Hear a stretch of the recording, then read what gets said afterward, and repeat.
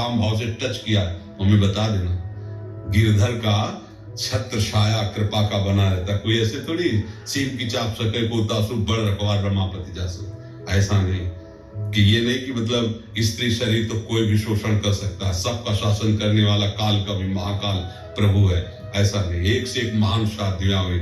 आप रसिकनंद माल पढ़े हो, गंगा यमुना बाई कर्मठी बाई कर्म, एक से एक महान जो गंगा यमुना बाई थी इतनी सुंदर थी और नवयुवती ब्रह्मचारिणी। अच्छा, गरीबी से यहाँ वृंदावन में वास उस समय, तो वस्त्र भी ऐसे मलिन वस्त्र, वो स्नान करके यमुना जल लेकर ठाकुर सेवा के लिए अपनी कुटिया के लिए जा रही थी। वो हसन में क्या अजीज बेग क्या नाम था उसका, अकबर सम्राट का भांजा था, तो वो आया हुआ था दौड़े पे अपने राजसीले। उसने देखा इतनी सुंदर नारी और ऐसे रह गई। सैनिकों से मतलब जो उनके सलाहकार थे उनसे कहा कि ऐसी इतनी सुंदर, चूंकि भागवतिक सुंदरता होती है ना, और ब्रह्मचारिणी और भजन परायण तो तेज था, बोले इतनी सुंदर और ऐसे रह रही अव्यवस्था में, इनको लाओ ना हमारी सेवा में। बोले सरकार ये आपकी सेवा मानने वाली नहीं है, ये भजन करने वाली विरक्त जन है, अर्थात ये किसी प्रलोभन से नहीं है। और उसका मन बिगड़ गया उनको देख करके। अब महल में गया तो उसने 2 वेश्याएं बुलाई और कहा जितना धन चाहोगे देंगे, उनको यहां ले आओ।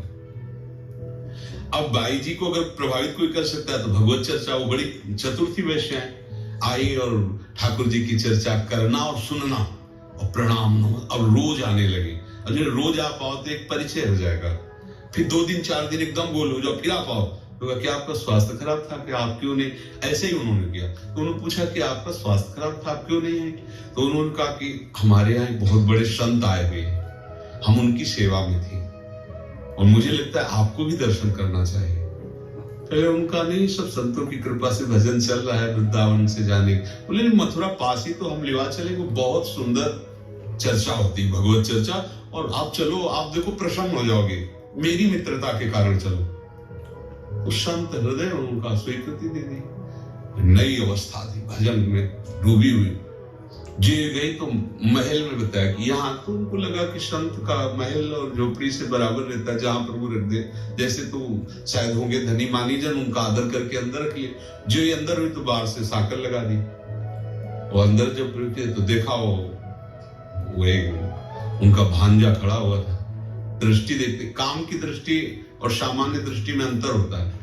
माताओं बहनों में इतनी विवेक शक्ति होती है, एक दृष्टि में पहचान लेंगे गंदी दृष्टि से देख रहा है या अच्छी दृष्टि से देख रहा है। उन्होंने देखा, उनका सुनो, बड़े प्यार से कहा ये जीवन राधा वल्लभ लाल को समर्पित है, आगे कदम मत बढ़ा देना, नहीं तो तुम्हारा अमंगल हो जाएगा, तुम हमारा तो कुछ नहीं कर सकते।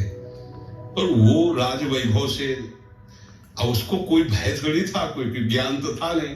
जे आगे बढ़ा, आंख मूंदा, श्री हरिवंश श्री हरिवंश श्री हरि। सामने बबर शेर प्रकट हो गया, दहाड़ बेहोश हो गया, पैजामा गीला हो गया उसका, और बाई जी अंतर ध्यान यहाँ वृंदावन में अपनी कुटिया में। बहुत भार, ऐसा भयानक भय, वो आंख खोले तो डरे, आंख खोले तो डरे।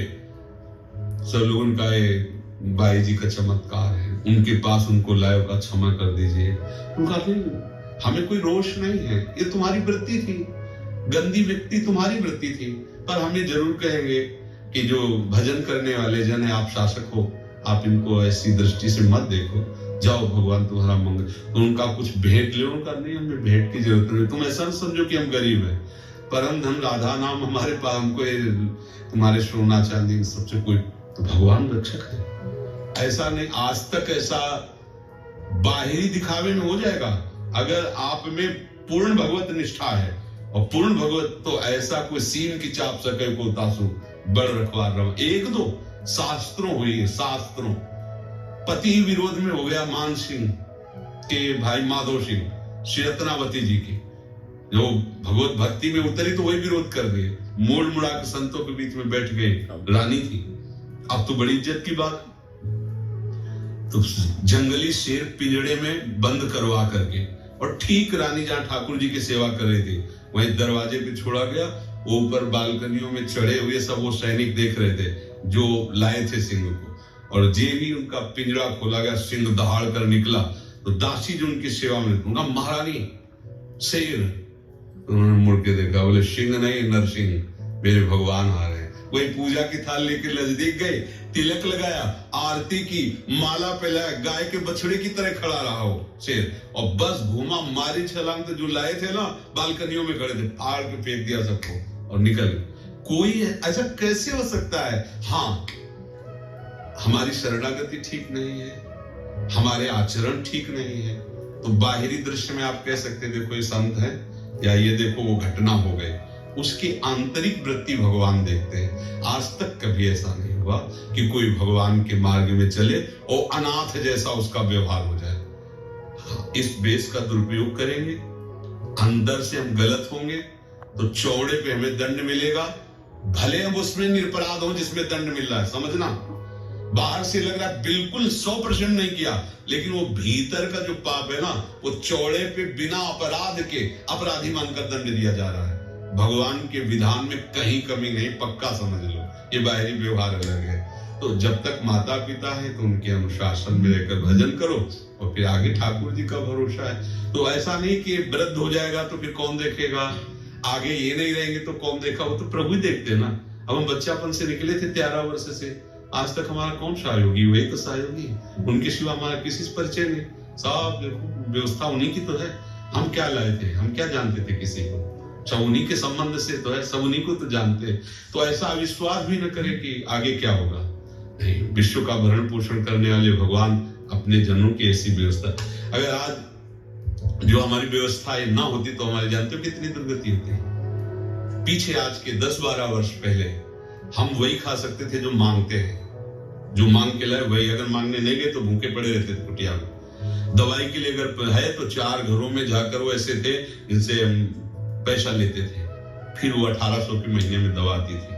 आज लाखों रुपया महीने खर्चा है, दोनों किडनी फेल है, डायलिसिस होता है, दवाइयां, ये हो, क्या दशा होती, कौन मांगने से देता। लाडली जी ने कृपा कर दी, देखो सैकड़ों लोग सेवा में, सब व्यवस्थाएं हुई। अगर हम अपने बल से सोचते तो मांगने जाना होता था हमें दवा के लिए पैसा, और जब प्राण समर्पित कर दिए कि अब तो मरना ही, हम गरीब बाबा जी के पास क्या, न एक व्यक्ति है हमारे पास, न 1 रुपया, न 1 इंच जगह थी। जहां हम आश्रम में रुकते उनको पता चलता है इसकी किडनी खराब, तो निकाल दिए जाते कि भाई आश्रम में रुके, बीमारी के पैसा लगाना होगा तो कि तुम्हारे यहाँ संत रह रहा, किडनी फेल है तो तुम उसकी व्यवस्था करो, धीरे से निकाल दिया जाता। सब हमें पता हो जाता कि हाँ हमारे साथ इसलिए ऐसा व्यवहार हो रहा है कि हमारे पास कोई है नहीं और कुछ नहीं है, ऐसा समझो। अभी आप जो देख रहे हो ये सब लाडली जी का है। इसी वृंदावन में सर्दी में गेहूं के बोरे सिल करके उनको हमने उड़ाया, मांग के रोटी पाया, जो मिली जैसी मिली है। अगर 5 रुपए की भी जरूरत है तो हमें किसी की तरफ देखना होगा, नहीं ऐसी हमारे पास व्यवस्था। आज हमारी क्या दशा होती, सोचो क्या दशा होती। दोनों किडनी खराब है, कोई पूछता नहीं, सड़ जाते। पर प्रभु ने उनको जब जो आवश्यकता, जब उनको ये करवाना था तो ऐसा, जब आज है तो ऐसे गोद में रखते हैं बच्चे, सब जवान बच्चे हैं, गोद में ऐसे रखते हैं। मतलब पानी एक पिला रहा है तो मुंह एक पूछ रहा है। कैसे तुम्हें बताएं ये सब कितना प्यार करते हैं। कौन प्यार कर रहा है? मेरे प्रभु, वही इस रूपों में प्यार कर रहे हैं। मांगने से कोई 100 रुपया थोड़ी देता है। कैसी व्यवस्था होती है, श्री जी ऐसे करते कि हमें ये, हमारे यहाँ किसी को टेंशन नहीं कैसे चलता है। जब जो जरूरत है बिल्कुल वैसे उपस्थित है, जैसे जादू से नहीं चलता, ऐसे जादू से चल रहा है। 250-300 लोगों को बाल भोग, 250-300 लोगों का रात भोग, 250-300 लोगों का शाम के शयन भोग, सबको दूध, सबकी बिजली व्यवस्था, सब के सब, किसी से कोई मांगना नहीं, कोई दान पेटी नहीं, कोई पर्चा नहीं, कोई जाएगा नहीं बाहर मांगने के लिए। जो आ गया आकाश से गिर गया उसी से हमारा भरण। इसलिए और बहुत अच्छे से प्रभु चला रहे। ये नहीं कह सकते कि हमें कोई भी टेस्ट नहीं, जिस समय पानी पानी, जिस समय दूध दूध, जिस समय भोजन भोजन, हम ही को नहीं, जितने